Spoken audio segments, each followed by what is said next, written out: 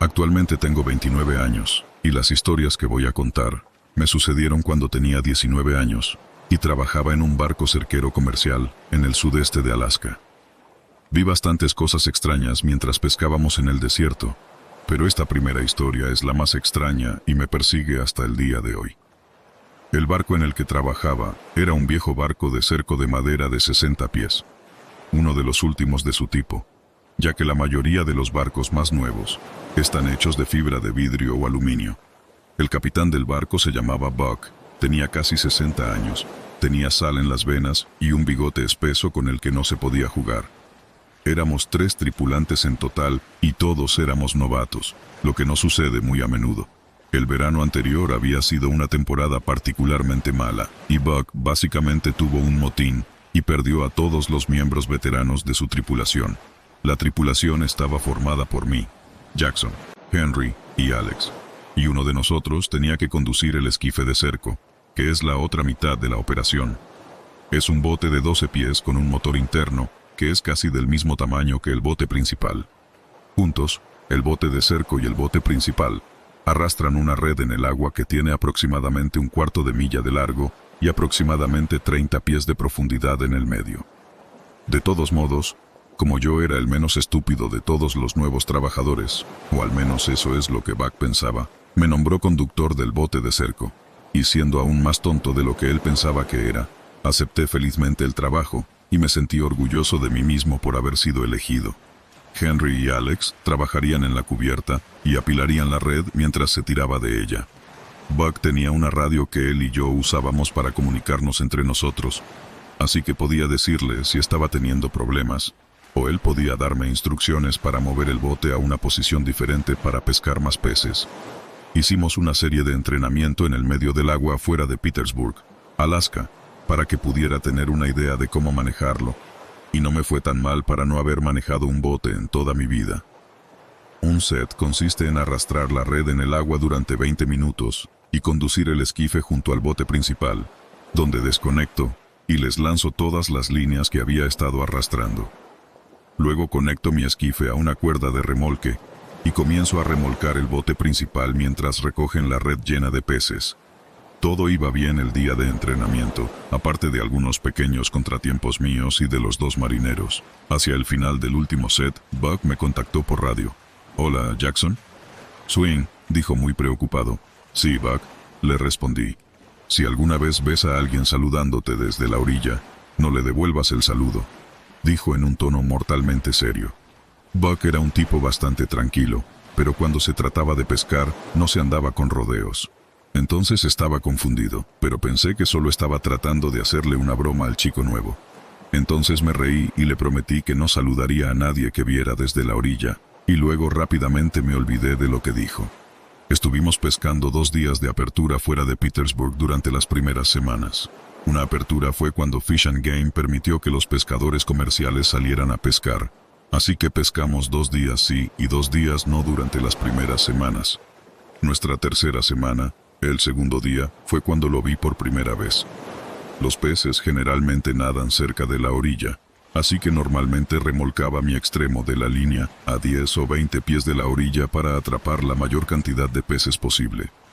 El día puede volverse bastante aburrido para un conductor de esquife. Tienes que sentarte allí y arrastrar una red durante 20 minutos, mientras que el esquife generalmente permanece en el mismo lugar. Entonces estaba mirando distraídamente hacia la costa cuando vi lo que parecía un hombre desnudo caminando por la playa rocosa hacia mí. Tenga en cuenta que estábamos en el medio de la nada. Literalmente lo último que esperaba ver era a alguien caminando, mucho menos lo que parecía ser un hombre desnudo. Estaba a unos 200 metros de distancia cuando se detuvo y comenzó a saludar. Siendo yo mismo una especie de nudista y un tipo generalmente despreocupado, comencé a saludar con entusiasmo. Inmediatamente escuché a Buck por la radio: «Jackson, ¿a qué estás saludando?», y luego recordé lo que me había dicho durante nuestras sesiones de entrenamiento. «Hay un tipo desnudo al azar en la playa que me saludó, tuve que saludar de vuelta», sonando como si la razón fuera obvia. «Oh Dios, ¿se está acercando a ti ahora?», dijo Buck sonando cada vez más alarmado. Había dejado de prestarle atención al hombre cuando escuché la voz de Buck por la radio, así que miré hacia donde estaba parado por última vez y vi que de hecho se estaba acercando lentamente a mí. Su paso era anormalmente grande, y la forma en que balanceaba sus brazos hacía que parecieran hechos de gelatina. Sí, lo es, respondí. Maldita sea, maldito idiota Jackson. Cierra el televisor, nos vamos, soltó Buck en la radio. Sí, señor, respondí de manera irritada. Quiero decir, ¿cuál era el problema? Solo un extraño nudista en una playa. Mientras me alejaba de la orilla, el hombre se había acercado bastante, así que lo podía ver mejor. Estaba extraordinariamente pálido, y sus ojos y boca eran muy oscuros, lo que me pareció extraño. Mientras me alejaba, lo vi dejar de caminar y saludarme de nuevo. Estaba un poco cabreado con Buck por gritarme porque saludé a este tonto nudista, así que lo saludé con especial entusiasmo otra vez solo para mostrarle a Buck que me importaba una mierda lo que fuera de lo que estuviera hablando. Mientras lo hacía, la oscuridad que era su boca se convirtió en una sonrisa y me llené de terror de inmediato, cuando me di cuenta de que no tenía boca ni ojos, solo agujeros negros abiertos. Si tan solo hubiera sabido lo que significaba el segundo saludo al hombre con la cara de agujero negro. A principios de los años 90, mi tío trabajaba a bordo de un barco pesquero comercial en Cape Cod, Massachusetts. Era un arrastrero de 95 pies, operado por una tripulación de 7 hombres, y realizaba viajes regulares que iban desde unos pocos días hasta una semana en el mar. Era un trabajo peligroso. El Atlántico Norte era un lugar frío y cruel. Cuando estás a 100 millas de la costa en medio de una tormenta, con las olas golpeando el casco oxidado de tu barco, tu única protección contra la furia del mar, realmente sientes verdadero aislamiento y terror. Para aquellos que no están familiarizados, el arrastre es un método de pesca que implica lanzar una red al océano y arrastrarla de manera constante por el agua, recogiendo todo lo que queda atrapado. Luego, la red se sacaba del agua y la tripulación decidía qué pescado llevar al mercado y cuál devolver. La captura incidental era muy común. A menudo, otros animales quedaban atrapados sin darse cuenta en la red, como delfines, aves marinas, pequeños tiburones, focas y tortugas marinas. Estos eran liberados nuevamente al mar, pero no sin que casi con toda seguridad resultaran heridos o muertos por la red. A mi tío le dolía ver a estas criaturas así, pero era joven y tenía que poner comida en la mesa para su nueva familia. Sin embargo, el océano no facilita este tipo de trabajo. La pesca comercial era una tarea arriesgada. No era raro que tripulaciones enteras murieran allí. Esa era una posibilidad que pesaba en la mente de mi tío cada vez que se avecinaba una tormenta mientras estaba en el mar. Uno de esos viajes finalmente lo hizo renunciar, y hasta el día de hoy, el recuerdo de su antiguo amigo y miembro de la tripulación aún lo persigue. Se suponía que sería un viaje corto de 3 días para pescar fletán con redes de arrastre de fondo. Como era pleno invierno, la tripulación no quería exponerse al clima impredecible durante demasiado tiempo. La cita suele decir, si no te gusta el clima inserta el lugar, espera 5 minutos y cambiará. Todo el mundo dice esto sobre su región, pero la cita fue escrita por primera vez por Mark Twain, específicamente sobre Nueva Inglaterra. El viaje comenzó en una mañana fresca pero soleada, pero a medida que avanzaba el día, se acumularon nubes oscuras de tormenta que permanecieron en la región durante todo el viaje. Allí, lluvias dispersas azotaron a la tripulación, y olas imponentes golpearon y sacudieron su bote. El frío y la humedad les congelaron los dedos hasta los huesos, lo que hizo que una tarea difícil fuera aún más difícil. Entonces comenzaron a notar que los percebes se extendían por el casco, comenzando por la proa. Al principio eran pocos, se mantenían muy por debajo de la línea de flotación. Pero a medida que avanzaba el día, aparecieron más y más, creciendo inusualmente rápido. Su capitán, Mateo, estaba desconcertado, ya que la tripulación había eliminado recientemente todos los percebes antes de partir. ¿Cómo podían regresar tan rápido? Pero como ese era un problema que estaba mucho más abajo en su lista de prioridades, decidieron ignorarlo por el momento. Aquella primera noche, mientras mi tío disfrutaba de sus 4 horas de sueño, tuvo un sueño inusual. Estaba de pie en el fondo del océano, mirando hacia la superficie que se extendía muy por encima de él. Aunque estaba bajo el agua, respiraba perfectamente bien. La luz que había encima era de un tono rosa pálido y violeta, que cambiaba y pulsaba con el flujo del agua. A su alrededor, los cadáveres de peces, calamares, ballenas y otras criaturas marinas caían a cámara lenta, dejando rastros de burbujas a su paso. Luego, el mar se oscureció y lo envolvió en un velo de absoluta negrura. Con él, se escuchó un estruendo largo y profundo en la distancia que hizo vibrar todo su cuerpo. La luz que provenía de la superficie se desvaneció, y justo cuando desapareció el último indicio, se despertó. Por la mañana, mencionó casualmente su extraño sueño a los demás, sin pensarlo 2 veces. Pero cuando escucharon su historia, se les sonrojó el rostro y admitieron a regañadientes que ellos también habían tenido sueños similares. Aunque no era exactamente como la de mi tío, cada uno vio su propia versión. Lancaster, el pescador con el que mi tío era el mejor amigo, dijo que en su sueño, en lugar de estar de pie en el fondo del océano, estaba flotando, con cientos, incluso miles de pies de agua por encima y por debajo de él. Ni siquiera podía decir que había un fondo, para empezar. Entonces, cuando la oscuridad se cerró a su alrededor y llegó el ruido chirriante y rugiente, miró hacia abajo. Lentamente, el suelo se abrió y un brillo amarillo emanó de la fisura recién formada. A medida que la fisura se hizo más y más grande, de repente se dio cuenta de que lo que estaba viendo era un ojo enorme. A pesar de esto, Lancaster y los demás, como trabajadores duros como las piedras, no permitieron que sus actitudes flaquearan frente a los demás. Dejaron a un lado los sueños y se concentraron en el trabajo que tenían por delante. Todavía tenían varias toneladas de peces que pescar y una gran recompensa por alcanzar. Sin embargo, Lancaster se quedó especialmente callado después de eso. Ese día, estaban a merced de las olas, que llegaron con más agresividad que antes. Algunas tenían casi 3 metros de altura y golpeaban la cubierta, empapando a los hombres en agua helada. Los percebes habían crecido aún más, y para entonces, estaban empezando a aumentar la resistencia del barco. Fue cuando la tripulación se acercó a la plataforma continental cuando las cosas empeoraron. Justo antes del desnivel, la tripulación bajó los brazos de arrastre y arrojó las redes de arrastre hacia abajo, navegando a una velocidad constante de 3 nudos para arrastrar las redes hasta el fondo del océano. Todo fue bien al principio, hasta que de repente la red de estribor quedó atrapada.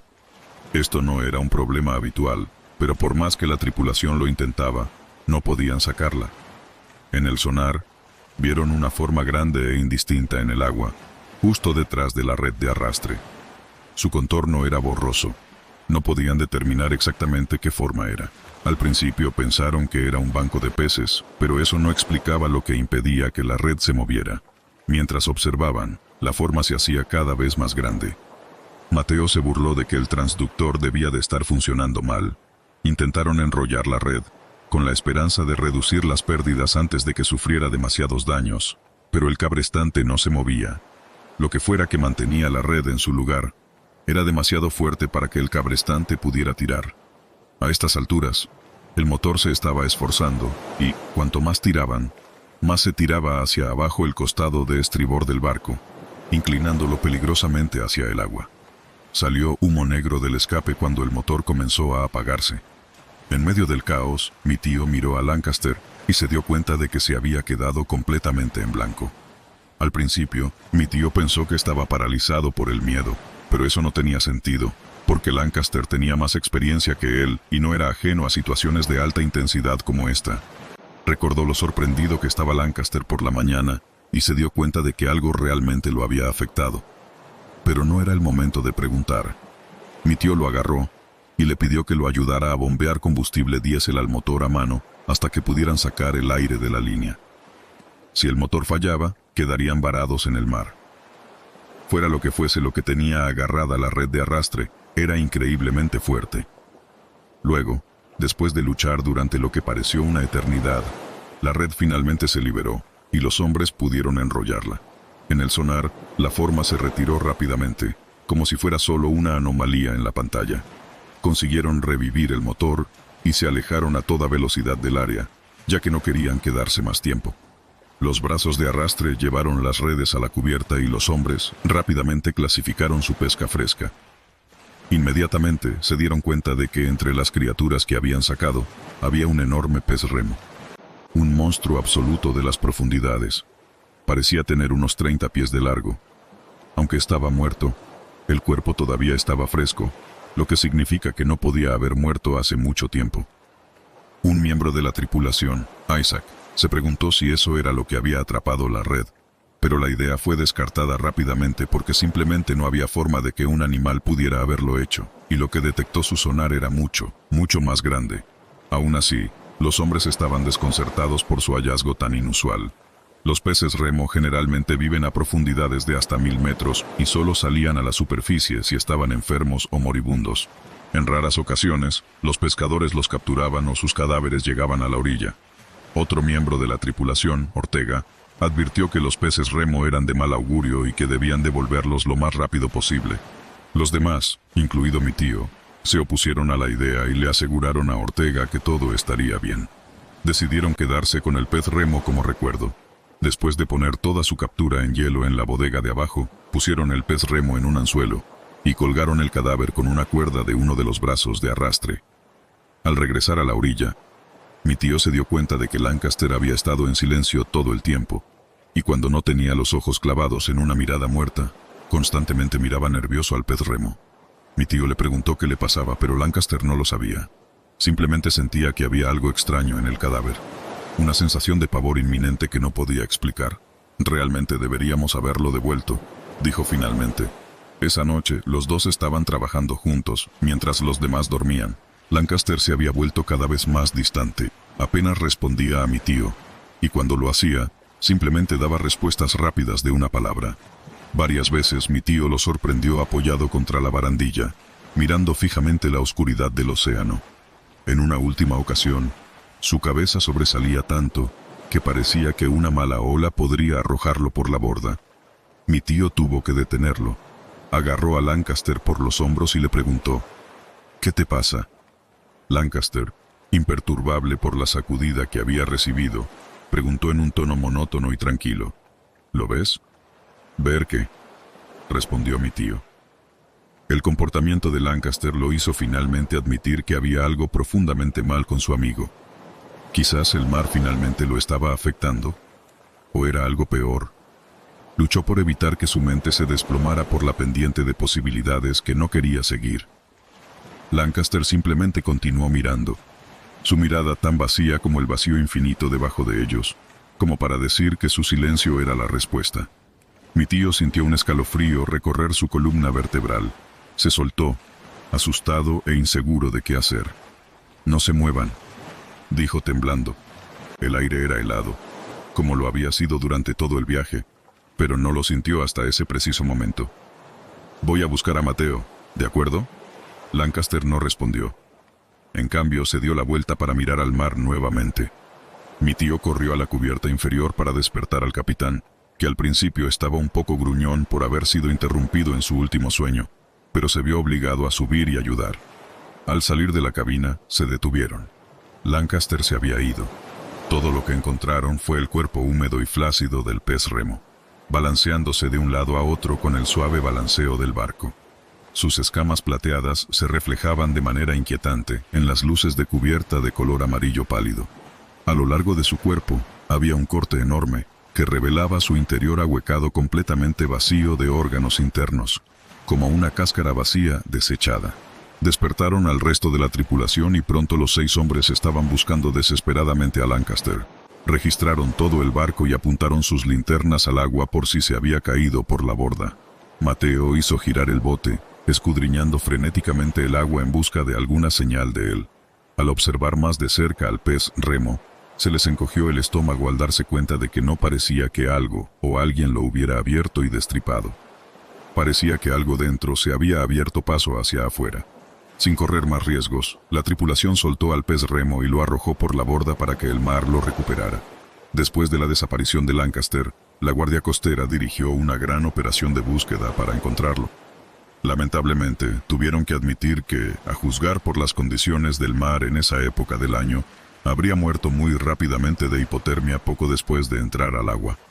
Después de eso, la vida marina carroñera habría desmembrado el cuerpo. Su única esperanza era recuperar todos los restos humanos que pudieran, cualquier rastro de él para llevárselo a su familia. Lamentablemente, nunca se encontró nada.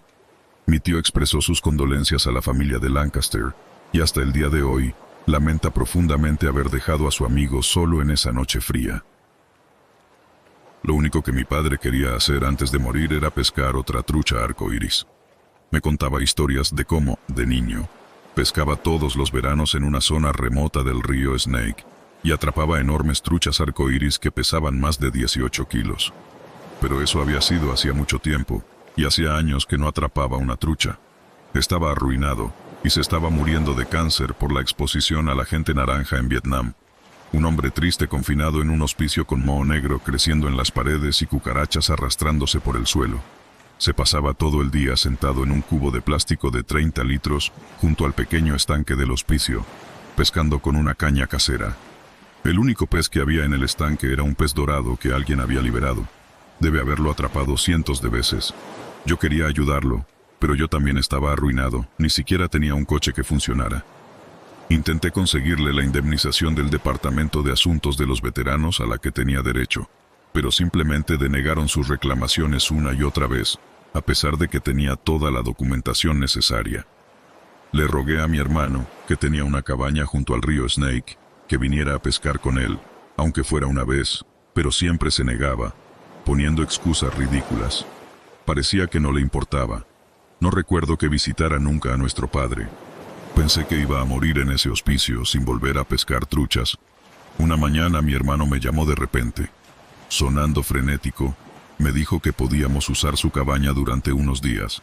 Corrí al hospicio y le dije a mi padre que íbamos a pescar una trucha arcoíris. Esa fue la primera vez que lo vi sonreír en años. Partimos esa misma tarde.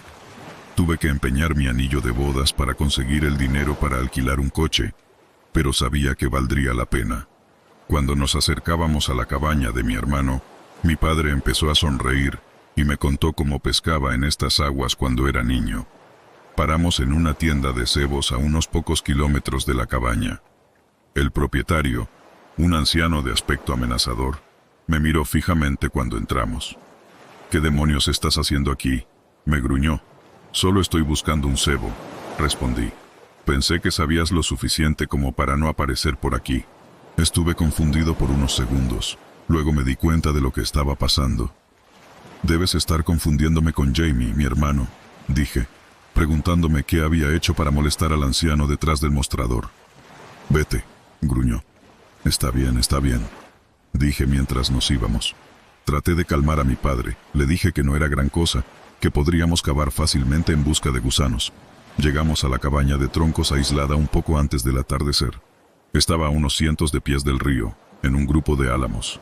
Había huellas de sangre que conducían a la puerta principal.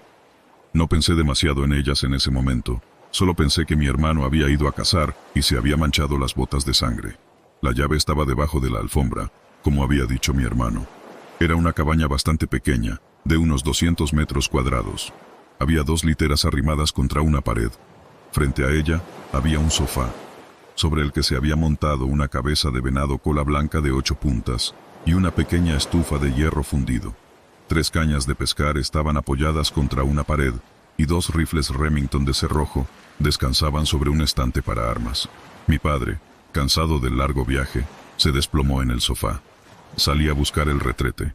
Mientras seguía un estrecho sendero de tierra, marcado con huellas de sangre, vislumbré la última luz del día reflejada en algo cobrizo escondido entre los arbustos a mi derecha. Me apresuré a llegar allí. Era un alambique de alcohol ilegal. Eso podría explicar por qué mi hermano nunca quiso que fuéramos. Continué siguiendo el sendero. Cuando doblé una curva, vi 3 cuerpos. 2 hombres, vestidos de camuflaje, y una mujer. Tenían las manos atadas a la espalda y les habían disparado en la nuca, al estilo de una ejecución. Había gusanos arrastrándose por su carne y olían a podrido. Me pregunté si mi hermano era una víctima prevista o si era el asesino. ¿Me había enviado a esta cabaña para intentar incriminarme por los asesinatos? No creía que lo hiciera, pero no estaba segura. Solo sabía que teníamos que salir de allí. Corrí de vuelta a la cabaña y encontré a mi padre roncando en el sofá. Traté de decirme a mí misma que todo estaría bien. Inventaría alguna excusa para explicar por qué teníamos que irnos. Cogeríamos las cañas y encontraríamos un campamento en otro lugar a lo largo del río. Atraparíamos esa trucha arcoíris. De repente, sonó un disparo cerca. Solo un cazador. Traté de tranquilizarme. Solo un cazador, pero no lo creía. Luego hubo otro y la ventana de cristal de la cabaña se hizo añicos. Me quedé paralizado, pero mi padre se levantó de un salto y corrió hacia el estante de las armas. Miré por la ventana y a la luz que se desvanecía, vi 4 figuras oscuras vestidas de negro de pies a cabeza, 3 de ellas armadas con rifles y una con una pistola, que se dirigían hacia la cabaña. Ahora armado, mi padre se arrodilló junto a la ventana y comenzó a devolver el fuego. «Ven aquí y ayúdame, maldita sea», gritó. No voy a mentir, estaba aterrorizado. Nunca había servido en el ejército como mi padre, pero logré conseguir un rifle y me uní a él en la ventana. Durante varios minutos intercambiamos disparos. Yo era inútil, había ido de caza algunas veces, pero era un pésimo tirador. Afortunadamente, mi padre sabía disparar y derribó a los 3 fusileros. El hombre con la pistola disparó un último tiro y luego comenzó a correr. Fue un tiro afortunado, ni siquiera apuntó, pero de alguna manera encontró su camino a través de una grieta en los troncos y atravesó la garganta de mi padre. Con mi último tiro, el único tiro mío que dio en el blanco, derribé al último pistolero. Me volví hacia mi padre, que estaba tirado en el suelo, tosiendo sangre. Apliqué presión en su cuello, tratando en vano de detener el flujo de sangre. «Lo lograrás», le dije. «No te rindas, vamos a atrapar una trucha arcoíris. Será la más grande que hayas visto jamás, de 50 libras, un récord estatal. No te rindas». Pero su respiración se debilitaba cada vez más. Nunca consiguió atrapar esa última trucha.